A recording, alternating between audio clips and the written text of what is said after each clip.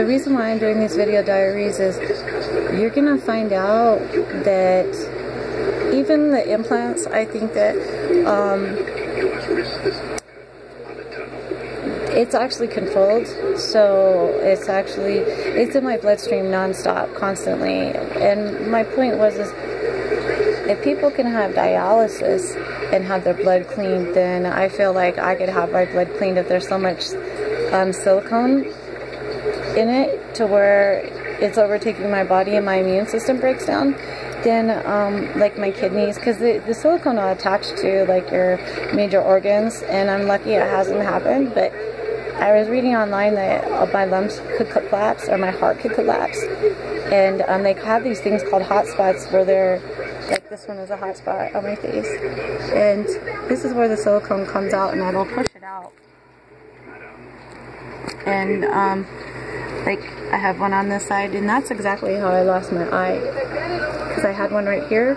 You cannot pop them. If you pop them, you will not notice it. They look like little zits at first, but if you pop it, and it's really hard, it's not like a zit, but if you pop those, hours later, like 6 hours later, you'll have all this stuff all over you, and it's like a burn, and it hurts extremely bad. But what it is it's coming to the surface, but if you pop it, it's an open source, and the silicone will come and migrate out of it, and it'll burn you. And the burn is nothing I can compare. It's like being burned alive, like your skin is on fire. It's hot, and it gets so hot that like I've got the temperature. I've actually checked my temperature, and I've gotten up to 105.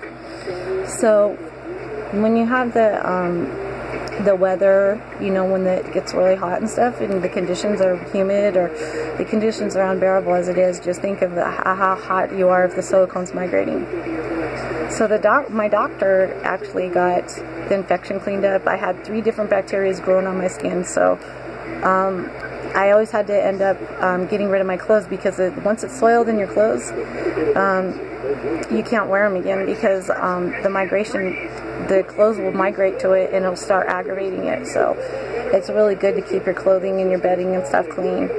And if there's like bacteria in your room, or any kind of like dog feces or urine or whatever, your body is like really porous, your hands and your feet, so it's really good to keep your feet protected and at all times. And your hands are very, very porous, so like anything, if you touch any chemicals or anything, you're going to have a reaction, and it's going to aggravate. I can feel it moving up my neck, and it'll pop like behind my ears. It'll look like crack. And oops. The reason why I'm doing this is because I feel like I'll probably have an aneurysm, and it is in my brain. It's in my brainstem, and it's in my cerebellum, so I have problems that I get really confused a lot. Like you can see I'm doing a lot better because there's a TV on, and I'm making a video, and I'm telling you my thoughts off the top of my head.